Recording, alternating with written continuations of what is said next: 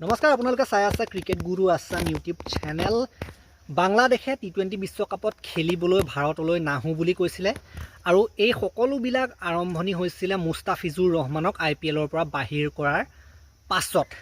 আৰু তেওঁলোকে কৈছিলে যে আমি নাহো, আমাৰ খেলবিলাক ভাৰতৰ সলনি শ্ৰীলংকাত দিয়ক, এনেধৰণে বাংলাদেশ বৰ্ডৰ পৰা কোৱা হৈছিলে। ICC লৈ তেওঁলোকে পত্ৰ প্ৰেৰণ কৰিছিলে যে আমাৰ খেলসমূহ ভাৰতৰ পৰা আঁতৰাই শ্ৰীলংকাত পাতক, এনেধৰণে সাধাৰণতে আবেদন কৰা হৈছিলে ICC লৈ।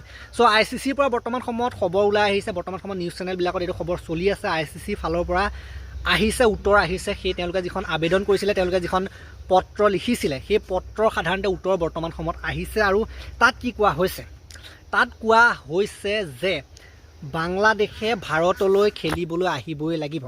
বাংলাদেশৰ ফালৰ পৰা কোৱা হৈছিলে যে ছিকিউৰিটি কনচাৰ্ণ আছে, ভাৰতত খেলিবলৈ গ'লে আমাৰ প্লেয়াৰবিলাকৰ ওপৰত আক্ৰমণ হ'ব পাৰে, কিবা হ'ব পাৰে, এনেকুৱা ধৰণে কৈ পেলাই পঠিওৱা হৈছিলে। পত্ৰখন আবেদন কৰা হৈছিলে তেওঁলোকৰ খেলবিলাক শ্বিফ্ট কৰিব লাগে বুলি। আৰু বৰ্তমান সময়ত ICC ফালৰ পৰা উত্তৰ দিয়া হৈছে যে ভাৰতত কোনো ধৰণৰ তেনেকুৱা ছিকিউৰিটি কনচাৰ্ণ নাই, কোনো ধৰণৰ তেনেকুৱা খেলি মেলি বৰ্তমান সময়ত নাই।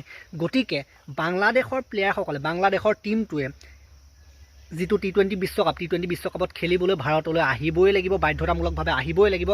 যদি নাহে, যদি ICCৰ তেওঁলোকে যিটো নিৰ্দেশ সেইটোক যদি আওকাণ কৰি যদি তেওঁলোকে নাহে, তেন্তে কি কৰিব? তেন্তে তেওঁলোকৰ পইণ্টসমূহ, তেওঁলোকৰ এগেইনষ্টত যিমানবিলাক টীমৰ খেল আছে, সেই টীমবিলাকক তেওঁলোকৰ বিৰুদ্ধে থকা খেলসমূহৰ পইণ্টবিলাক এনেই দি দিয়া হ'ব, নেখেলাকৈয়ে দি দিয়া হ'ব।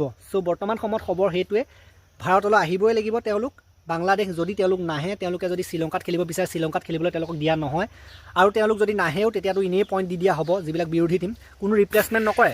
বহুতে কৈ আছিলে যে কোনোবা বেলেগ টীমক ৰিপ্লেচমেণ্ট কৰিব নেকি, কিন্তু ৰিপ্লেচমেণ্ট নকৰে বুলি কোৱা হৈছে। যদি তেওঁলোক নাহে, ডাইৰেক্ট পইণ্ট দি দিয়া হ'ব, যিকেইটা তেওঁলোকৰ বিৰুদ্ধে টি20 বিশ্বকাপৰ এতিয়া নিশ্চয় যিখন শ্বেডুৱেল সময়সূচী সেইখনটো বাহিৰ হ'লে, গতিকে তেওঁলোকৰ এগেইনষ্টত থকা টীমকেইটাক এনেই পইণ্ট দি দিয়া হ'ব। গতিকে বৰ্তমান সময়ত খবৰটো ইমানেই।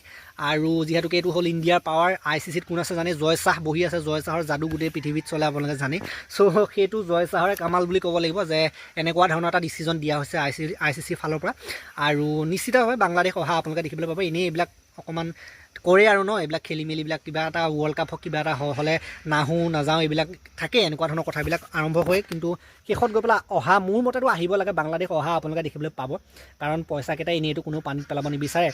এনেই অংশগ্ৰহণ কৰা হৈও ৱৰ্ল্ড কাপত পইচা পায়, গতিকে সেইটো পইচানো কোনে এনেই পানীত পেলাব বিচাৰিব, হয় নহয়? বাকী যি কি নহওক, এই ভিডিঅ'টো মই ইমানটা সমাপ্ত কৰিলোঁ। ভাল লাগিলে যদি লাইক কৰিব, শ্বেয়াৰ কৰিব, চেনেলটোলৈ নতুনকৈ আহিছে যদি ছাবস্ক্ৰাইব কৰি ঘণ্টাটো দবাই থৈ যাবলৈ নাপাৰিব। তেতিয়ালৈকে আৰু এটা নতুন ভিডিঅ' লৈ অনা প্ৰতিশ্ৰুতিৰে মই বিদায় মাগিছোঁ। ধন্যবাদ।